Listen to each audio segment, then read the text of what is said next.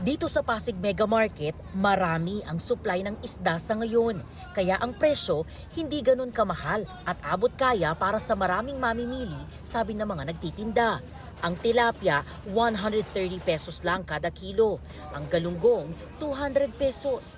At ang bangus, 220 pesos kada kilo.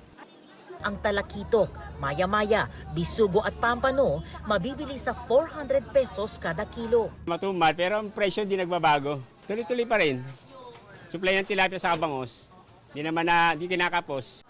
Ayon sa mga nagtitinda ngayong linggo, nasa 5 pesos hanggang 40 pesos ang posibleng itataas sa presyo kada kilo depende sa klase ng isda dahil na rin sa pagtaas ng presyo ng produktong petrolyo.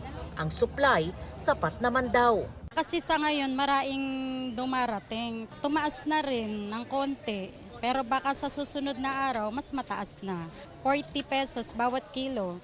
Ang mamimiling si Jay, boneless bangus at galunggong ang pinamalengke ngayong araw para pang-ulam ng kanyang pamilya. Mura pa raw sa kanya ang mga isda sa ngayon. Kaya pa naman sa bulsa. Opo, isda. Bawal po kasi yung karne. Kasi mahal na araw nga, inuulam natin gulay, isda, tsaka yung mga prutas muna. Sa boneless prito lang po, tsaka paksiw. Sulit na? Sulit na po yun. 520 pesos naman ang ibinayad ni Helen para sa bisugo at pampano na kanyang binili ngayong umaga. Ay pampano po, tapos i-steam ko lang po siya. Sa ngayon bawal pa yung puro karne, isda lang muna daw kami.